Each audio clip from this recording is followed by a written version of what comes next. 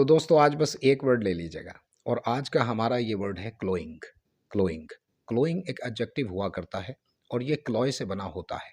क्लॉय का मतलब होता है किसी चीज़ को पूरी तरह भर देना और बुरी तरह भर देना, ये क्लॉय कहलाता है। क्लॉय से ही क्लोइंग बना होता है जो एडजेक्टिव होता है और इसके दो मीनिंग हुआ करते हैं।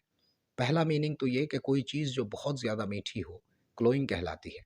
कोई चाय क्लोइंग हो सकती है, कोई मिठाई भी क्लोइंग हो सकती है। तो आप कह सकते हैं the tea is cloying, the sweets is cloying. तो इस तरह से क्लोइंग का पहला मीनिंग तो छोटा सा है, क्लियर हो गया, कोई चीज़ जो बहुत ज़्यादा मीठी हो। अब दूसरे मीनिंग की तरफ चलें। दोस्तों पहले मीनिंग को ही ध्यान में रखकर इस बात को समझिएगा, जो चीज़ बहुत ज़्यादा मीठी होती है क्लोइंग कहलाती है।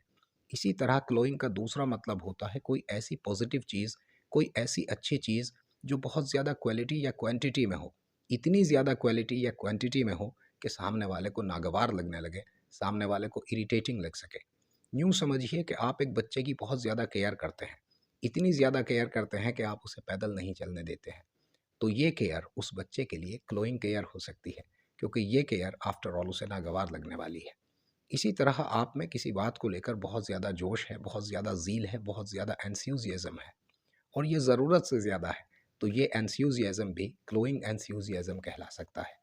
इसी तरह आप में किसी चीज़ को लेकर बहुत ज़्यादा शौक़ है, फॉन्डनेस है और ये इतना ज़्यादा है कि ये सामने वालों को नागवार लगा करता है, तब ये फॉन्डनेस, ये शौक़ ग्लोइंग फॉन्डनेस कहला सकती है। ग्लोइंग का एक सबसे अच्छा एग्जाम्पल स्पीच की शक्ल में सामने आया करता है।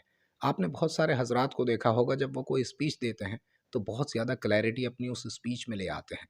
इस वजह से उनकी स्पीच बहुत ज़्यादा लंबी हो जाती है, जज्यून हो जाती है, खोखली हो जाती है। तब आप कह सकते हैं कि ये speech full of glowing clarity है। ये स्पीच ग्लोइंग क्लैरिटी लिए हुए है, फुल ऑफ ग्लोइंग क्लैरिटी है। अब चलिए कुछ एग्जाम्पल में ग्लोइंग का इस्तेमाल करके देखते हैं। तो आप यूँ कह सकते हैं कि his glowing fondness for the book irritates his friend. His glowing fondness for the books irritate his friend. इसी तरह आप यूँ भी कह सकते हैं most of the children do not like the glowing care. Most of the children do not like the glowing care. इसी तरह आप यूँ भी कह सकते हैं the employ was showing a glowing enthusiasm about the project. The employ was showing a glowing enthusiasm about the project. आप यूँ भी कह सकते हैं his speech was full of glowing clarity.